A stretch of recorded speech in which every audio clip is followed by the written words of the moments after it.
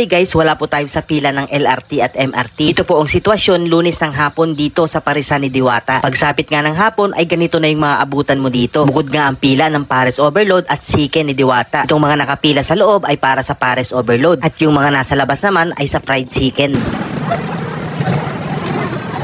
Lumabas na nga ang nag-iisang Diwata. Sa mga oras na to, sobrang busy niya. Mahirap ang mag-handle ng ganitong klase ng kainan lalo na't dinudumog. Tapos mag-isa lamang siya. Kaya sana unawain ninyo si Diwata. Kung minsan nasusungitan niya kayo dahil ayaw niya magpa-picture dahil sobrang busy niya. Pero ganun pa man, kapag maganda na ang mood ni Diwata at hindi na siya busy, ay nagbibigay siya ng oras para sa mga customer niya na gusto makapagpa-selfie sa kanya.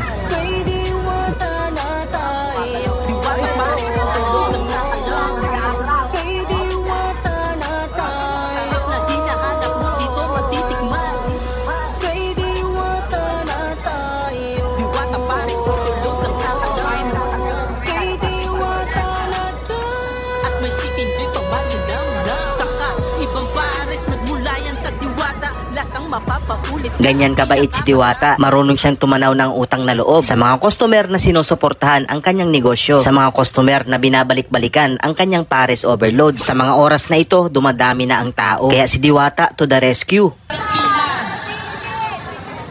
Yung tapos na awat pinaagad, naku.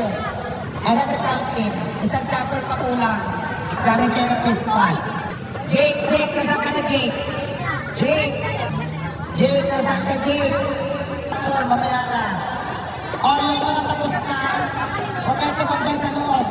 Wala ka na duty, labas. Nung kamagit tayo, may akong pasahod, kaya sa may tao. Franklin, ikot-ikot ka dyan, doon ka sana G, doon sa maraming nagpintil, mag-inpit ka. Mamaya na magpapicture tayo, mamaya na, visit ko ako. Kawan, first come, first serve tayo. Okay, ha? First come, first serve. First come, first serve. Limitin ako yung ulang paluto ng manok, yung ulang nakapila din yung magkakaroon. Ganyan ka hands-on si Diwata. Sa dami nga at ingay ng tao, gumagamit na siya ng mikropono. Malaki na nga ang pinagbago ni Diwata. Hindi yung ugali, kundi yung pagiging isang entrepreneur. Mas hands-on na siya ngayon at mas stricto na siya, lalo na sa kanyang mga tauhan.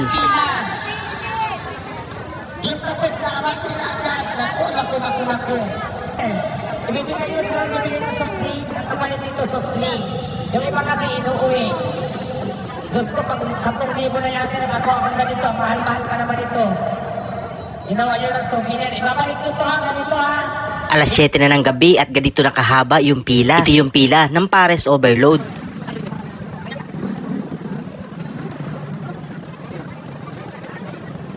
Dito naman yung pila ng Fried Chicken ni Diwata. Grabe din kasi yung Fried Chicken ni Diwata. Quarter pounder na manok. Tapos unli rice pa, unli sabaw. At may free soft drinks. Kumpara sa mga nabibili nating chicken sa mga fast food, sobrang laki talaga ng kay Diwata. Doon pa lang, busog na busog ka na. Bukod sa Pares Overload at Fried Chicken ni Diwata, ay meron din siyang bulalo, longganisa, barbecue at liempo. Lahat yan unli rice at unli sabaw na may free soft drinks. Yun lamang po at maraming salamat sa panonood. God bless you all mga kababayan.